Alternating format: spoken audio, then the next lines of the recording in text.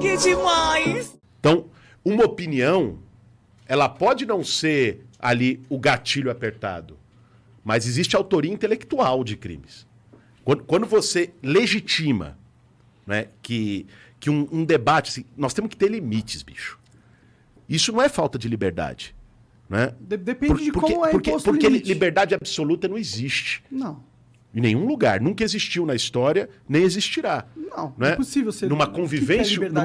é isso. Numa convivência humana, né, os limites da liberdade são também o respeito à sociabilidade e aos outros com quem você convive. Claro. Então, a gente tem que considerar quais são as marcas da nossa sociedade. A nossa sociedade tem várias feridas abertas. Da desigualdade, da escravidão, do racismo, do machismo. E quando a gente mexe numa ferida dessa, principalmente quando a gente tem microfone e influencia outras pessoas, a gente precisa tomar cuidado.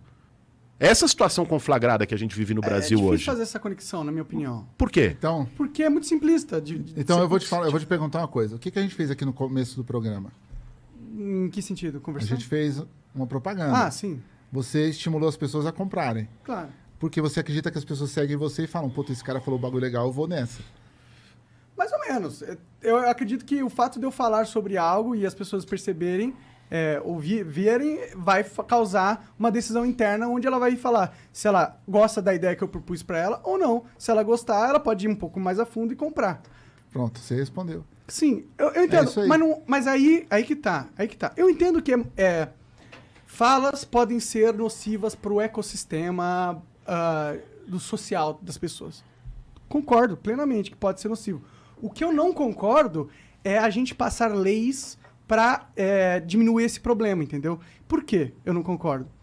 A partir do momento que você põe uma lei e você dá esse poder ao Ministério Público ou a um presidente decidir o que pode ser dito ou não, ou seja, você começa a colocar regras no que pode ser dito ou não, você abre margem para interpretação, para quem estiver no poder, começar a tirar a voz de inimigos políticos, a voz de grupos minoritários sem força. Tirar essas leis. Eu acho um absurdo você ser preso por escrever um conto e dar a sua opinião. Entendeu? Sim. Isso é um absurdo. Essa sociedade que tem esse tipo de lei é uma sociedade que está errada. É uma sociedade que tem que se fazer uma auto-reavaliação e tentar mudar. Então, mas a divisão... Sim, cara, assim, ninguém está defendendo aqui criminalização absoluta. Né? Isso é uma sociedade autoritária, ditatorial. Qualquer coisa que você fizer pode entrar num artigo tal que vai te ferrar. Agora, existem pontos que são pontos sensíveis na sociedade. Claro. Cara. O racismo é um deles. Sim. Você ter uma lei que criminalize o racismo, e racismo não é só você chegar, no exemplo que o Ferrez deu, e dizer, eu não vou te contratar não porque você é negro.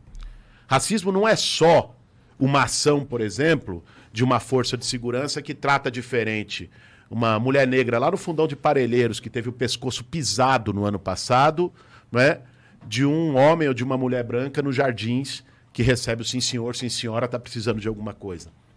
Racismo também se dá pela palavra. Claro. Né? Racismo também se dá pela ofensa. Então, você estabeleceu um mecanismo que fala, ó, aqui tem uma fronteira. Aqui não.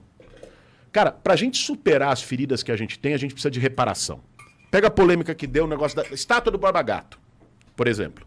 Vê só, o Brasil tem uma tradição, a gente falou disso agora há pouco, uma tradição que é de fazer transição por cima. Uma transição por cima mantém a ferida aberta. O Freud falava o seguinte, quando você tem um trauma, você tem duas opções. Ou você elabora esse trauma e você resolve, ou você recalca esse trauma. Isso na nossa vida psíquica. Ou você recalca esse trauma. Beleza, você vai seguir. Só que esse trauma que você reprimiu, que você recalcou, ele vai voltar.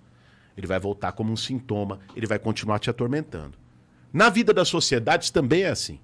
Se a gente recalca e não resolve uma ferida histórica, ela volta.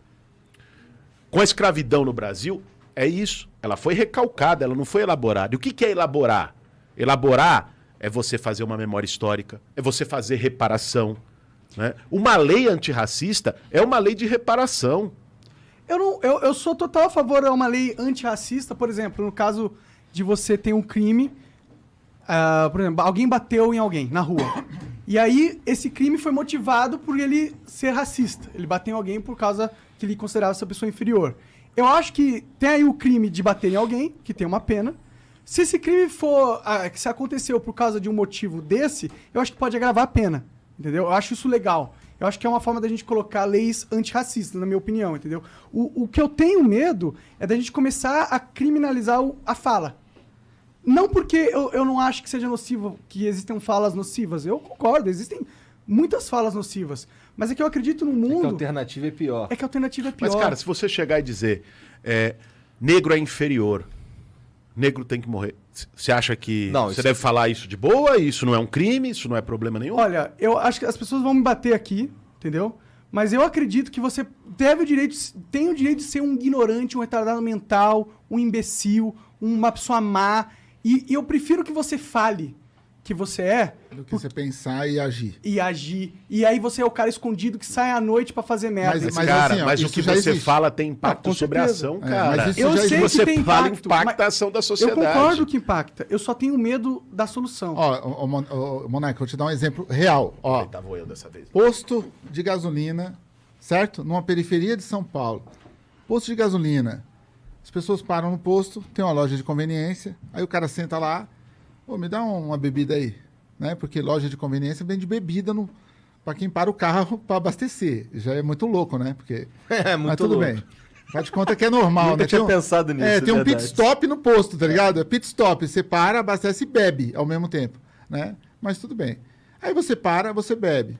Aí na outra semana você para, tem 3 policiais lá, 3 policiais ruins, vamos deixar assim, que estão lá bebendo. Isso é uma história real, tá? E aí os caras estão falando que matar os outros é prazeroso. Por que matar os outros é prazeroso? Porque dá uma adrenalina, mano. Quando você vai matar o cara é um pilantra, o cara é um vagabundo, o cara é um pedófilo, o cara merece morrer, mano. Então, ele começou com pilantra, passou por vagabundo e aí virou pedófilo em 3 segundos. Que nem o caso seu. Você era um cara que falou sobre racismo, depois você virou racista, Não, depois... eu falei sobre liberdade de expressão. Liberdade de expressão, Aí é verdade. eu vou falar Depois virou sobre racismo e depois todos os podcasts já eram racistas. E por aí vai. Mas aí o que acontece é isso. Vamos lá. Os 3 policiais estão comentando que matar os outros é da hora, que matar vagabundo... Valeu. Matar vagabundo é da hora. aqui, pra não gelar. Sim, uma parte. Outra parte eu vou socializar, não. Matar vagabundo é da hora, que matar as pessoas é pedófilo. Aí de vagabundo virou pedófilo, porque tem um caso ali que a mina sofreu um estupro, e aí ninguém sabe quem é o culpado, mas sabe que tem um cara ali que vai pra julgamento, não vai, então tem que matar esse cara. Aí o cara que tá bebendo ali um cappuccino, ele senta na mesa. E ele fala, mano... E aí isso chama cultura. Cultura. Bactéria no meio é cultura. Uma bactéria no meio é cultura. Aí ele senta ali e ele ouve a história. Porra. Quem é o cara mais foda pra você andar no mundo? Jesus Cristo. Certo? Esse cara já era evangélico. Ele já andava com Jesus Cristo. Eu tô contando pra vocês uma história real. Ele já era evangélico, já andava com Jesus Cristo. É o cara mais foda que tem. Ele colocou os polícias falaram, mano, é isso mesmo. O cara falou, porra, eu posso colar com vocês? Pode. E ele começou a colar. E ele trouxe um primo dele. E ouviu os polícias. Os polícias falaram, mano, vagabundo tem que morrer, irmão. Tem que matar. E aí os caras criam um bagulho chamado pé de pato. Que é matar as pessoas porque estupram as filhas das pessoas. Então o debate foi resumido, né? A nisso. É pedófilo, então tem que morrer. Todo mundo... Tem tatuagem? Pedófilo. Tá fumando maconha? Pedófilo. É o monarca? Não sei. Tá fumando maconha? Pedófilo. Então vamos matar também. Aquela cultura... ela se vendeu dessa forma. Sabe onde foi parar isso, irmão? O dono do café, não os polícia, não o cara evangélico que colou, não o primo dele. O dono do café ouviu as ideias. E o dono do café comprou uma serra elétrica, irmão. E o dono do café cortava as pessoas depois que os polícias matavam. Ah, cara, virou toda uma gangue Você entendeu? Olha o poder da palavra. Por isso que Hitler Não, escreveu o um poder livro da palavra chamado é Mein incrível Kampf. Porque ele vendia Minha Luta e a pessoa lia o livro e falava, eu compro, irmão. Eu compro isso aqui. Então, a Bíblia até hoje, ela manipula muitas pessoas, né? Quando ela é usada de forma errada, a Bíblia manipula, ela cercia. O Torá faz as pessoas se matarem, certo? Faz as pessoas explodir bomba. Então, a interpretação que se dá através do argumento, ele cercia e ele elimina ser humano.